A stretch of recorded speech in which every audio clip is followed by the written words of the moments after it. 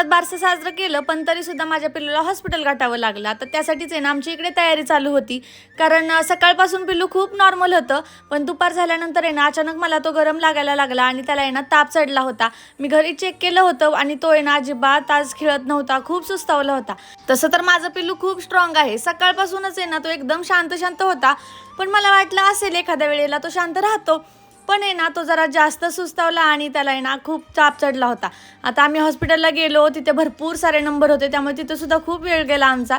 त्यानंतर घरी आलो आणि येताना मात्र आहे ना मला असं वाटायला लागलं की उगाच त्याचं बारसं घातलं, कारण आहे ना एवढीशा गोष्टीसाठी आहे ना माझं बाळ मात्र आता आजारी पडलं होतं. तसं तर सध्या आता सगळीकडेच व्हायरल फ्लू आलाय, त्यामुळे आहे ना मी स्वतःला दोष देणं बंद केलं आणि म्हटलं बाळाकडे जास्त लक्ष देऊया.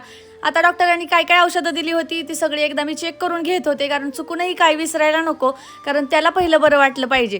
आणि एवढी औषधं आहे ना मला खरंच घ्यायला आवडत नाहीत, पण काय करणार, आता तो आजारी आहे, त्याला द्यावीच लागणार. त्यानंतर संध्याकाळी पप्पा आज थोडीशी स्वयंपाकात मदत करत होते. भेटूया नेक्स्ट व्लॉगमध्ये, तोपर्यंत बाय.